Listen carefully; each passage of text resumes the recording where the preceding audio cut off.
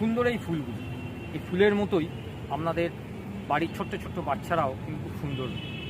এই ফুল গাছে যেমন ফুলগুলো খুব সুন্দর আকার নিয়ে বেড়ে উঠেছে, একটা সুন্দর গুচ্ছ নিয়ে বেড়ে উঠেছে, তেমনি আপনার বাড়ির বাচ্চাগুলো যদি এই রকমভাবে সুন্দরভাবে বেড়ে ওঠে, তার থেকে ভালো কিছু হয় না। দেখুন কি সুন্দর লাগছে, এই প্রকৃতির সঙ্গে তারা মিলে মিশে কি সুন্দর একাত্রিত হয়ে আছে। আমরা কি সেটা করি? আমরা অনেক সময় বাচ্চাদেরকে কি করি, অনেক সময় ডিপ্রেশনের কথা বলি, অনেক সময় নেগেটিভ কথা বলি, যেগুলো তাদের আলটিমেটলি বড় হতে গিয়ে যে সমস্যাটা তৈরি হয়, তারা অনেক কিছু ডিসঅর্ডারের মধ্যে চলে যায়। সেলফ অ্যাওয়ারনেস থেকে শুরু করে অনেকগুলো ব্রেন বিভিন্ন রকম চাপের মধ্যে চলে যায়।